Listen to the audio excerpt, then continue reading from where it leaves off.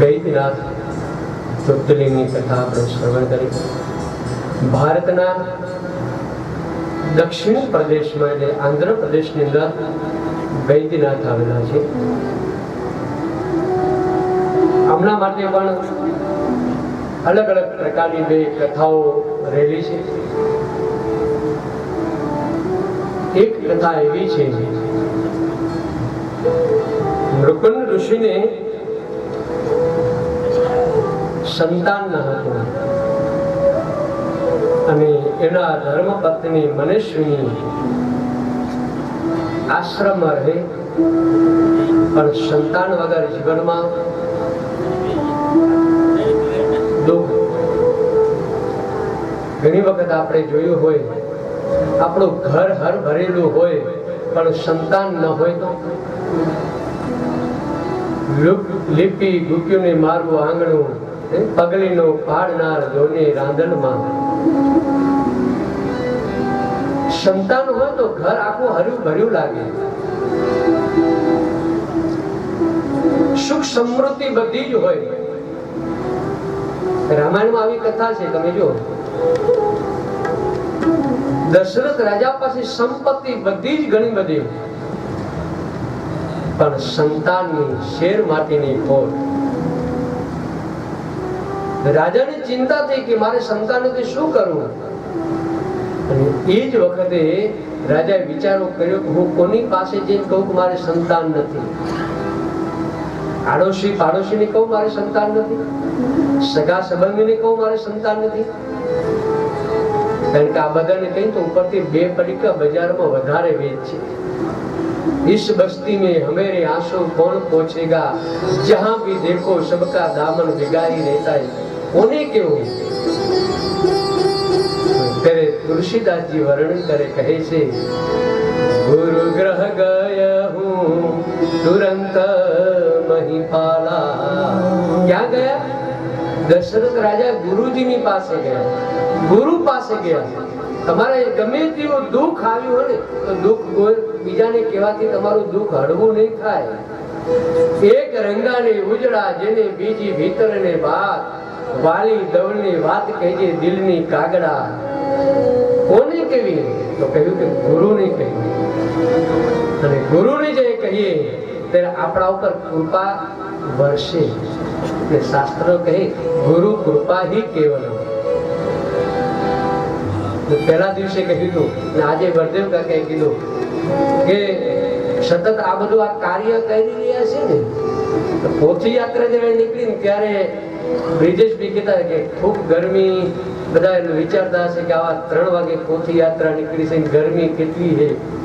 કારણ કે મેં ગુરુને યાદ કર્યા, બસ ગુરુને પ્રાર્થના કરી અને ભગવાન નારાયણને યાદ કર્યા કે ગરમી ઓછી થાય.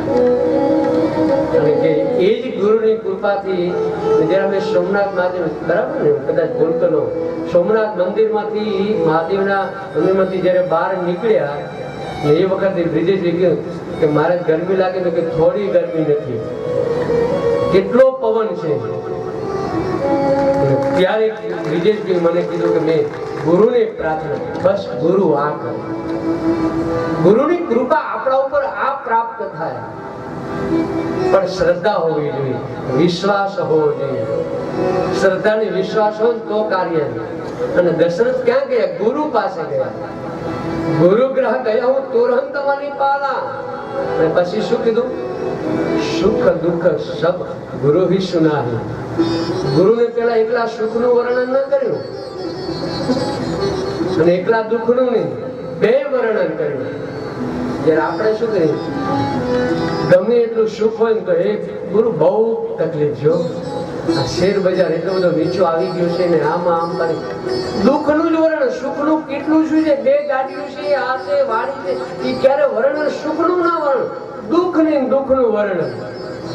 દશરથ રાજાએ કીધું ગુરુ આપની કૃપાથી સુખ તો કરો, એમ કે ગુરુ તમારા જોડેથી કઈ લેવાના નથી.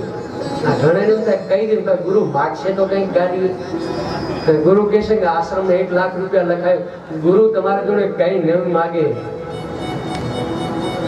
તમારી પ્રેમ, શ્રદ્ધા, ભક્તિ આજે સંતો પધારે ને, આજે ક્યાં ટાઈમ, પણ એક તમારો પ્રેમ, તમારો ભાવ છે ને, એટલે આપણે ત્યાં સંતો વધારે. કારણ કે તમારો પ્રેમ છે. બાકી જુનાગઢ ક્યાં, સોમનાથ ક્યાં, ત્યાંથી આવું અત્યારે કે પ્રેમને તાંતણે બંધાવીને. અને દશરથ રાજાએ જે કીધું ને ત્યારે કીધું, વશિષ્ઠ બાપજીએ ઉત્કૃષ્ટિ યજ્ઞ કરાયો. પહેલા મેં કીધું કે ગુરુ ક્યારે પહેલા ન આપે, તમારે એના પાછે જવું પડે. તમે જાઓ ને તો આપ. વશિષ્ઠ બાપજી બધું જાણતા હતા કે દશરથને સંતાન નથી, પણ ક્યારે વશિષ્ઠ બાપજી પહેલા યજ્ઞ ન કરાય. જ્યારે કીધું કે મારે આવું દુઃખ છે, આમ છે, ત્યારે ગુરુએ પોતે ન કરે, શૃંગી ઋષિને બોલાવ્યા અને યજ્ઞ કરાયા. પ્રેમ સહિત મુનિ આહુતિ દીધા, પ્રેમથી આહુતિ આપી. કીધું તું ગુરુએ કે તું જે યજ્ઞ કરે, જે સત્કર્મ કરે, પ્રેમથી કરજે. કારણ કે પ્રેમથી મારે કઈ સારા વખત બ્રિજેશભાઈને જયારે જોયું તે હસતા જ આનંદમાં જોયું. અને બાકી ઘણા બાકી અમે તો કેટલી આયોજનોમાં કેટલામાં જતા હોય, હરિદ્વારમાં હોય, બીજો બધી જગ્યાએ. પણ ઘણા આયોજનો આમ જોવાનું ચડાયેલું જ હોય.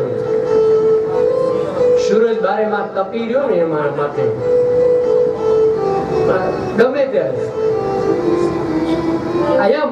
એ ઋષિને સંતાન ન હતું, એટલે બંને ગુરુ પાસે જઈ ગુરુની કૃપાથી મહાદેવનું આરાધન કર્યું. અને મહાદેવનું આરાધન કર્યું એટલે એને ત્યાં સંતાનની પ્રાપ્તિ થઈ, અને જેનું નામ હતું માર્કંડ્ય ઋષિ. અને માર્કંડ્ય ઋષિ જન્મ્યા. ઋષિ આવીને કહ્યું કે તમારે સંતાન તો જન્મ્યા છે, પણ આયુષ્ય બહુ નાનું છે, ઓછું છે, તો શું કરવું જોઈએ? તો કે મહાદેવનું આરાધન કરવું. અને જો મહાદેવનું આરાધન કરશે ને તો આયુષ્યની વિશેષ પ્રાપ્તિ થશે.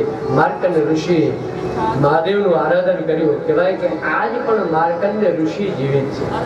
અશ્વસ્થામા બલિ વ્યાસ હનુમાંસ વિભીષણ કૃપા પરશુરામચ્ચ સપ્તે તે જીવિના સપ્તે સ્મરે નિત્યમ માર્કંડેય તથાષ્ટકમ જીવે વર્ષમ સાગરમ અપમૃત્યો વિવર્જિતા. અને એ જે મહાદેવનું આરાધન કર્યું તો એ માર્કંડ ઋષિ અને ભગવાન મહાદેવ જ્યાં પ્રસન્ન થયા, એ જ ભગવાન મહાદેવ. બોલો વૈદ્યનાથ મહાદેવ. બીજી કથા એવી છે કે રાવણ કૈલાસ આવી ભગવાન મહાદેવનું આરાધન કરતા. ભગવાનની સતત એટલી બધી સતત ભગવાન મહાદેવ મય રહેતા. સતત મહાદેવ સતત એટલી બધી કૃપા. અને ભગવાનની મહાદેવની સતત આરાધન, સતત અને એવી પૂજા કરી કે છેલ્લે મસ્તક સમર્પિત કરવા લાગ્યા. અને જ્યાં એક એક મસ્તક જ્યારે સમર્પિત થયા, અને એ જ વખતે ભગવાન મહાદેવ પ્રસન્ન થયા. બોલો વૈદ્યનાથ મહાદેવ. વૈદ્યનાથ એટલે નામ પડ્યું કારણ કે જે મસ્તકનું છેદન કર્યું ને એ જ મસ્તકે ભગવાને ધારણ કરાયું. વૈદ્ય બન્યો. વૈદ્યનાથ એટલે વૈદ્ય બની.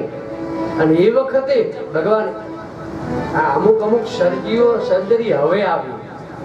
આ તો વર્ષો પહેલાની છે. ભગવાન મહાદેવ પ્રસન્ન બન. પણ રાવણે કીધું કે પ્રભુ આપ મારા સાથે ચાલો. અને ભગવાન જ્યારે એ શિવલિંગ સ્વરૂપે પણ અને કહ્યું કે જો તું જ્યાં નીચે મૂકીશ ની જગ્યા હું સ્થિર થઈ જઈશ.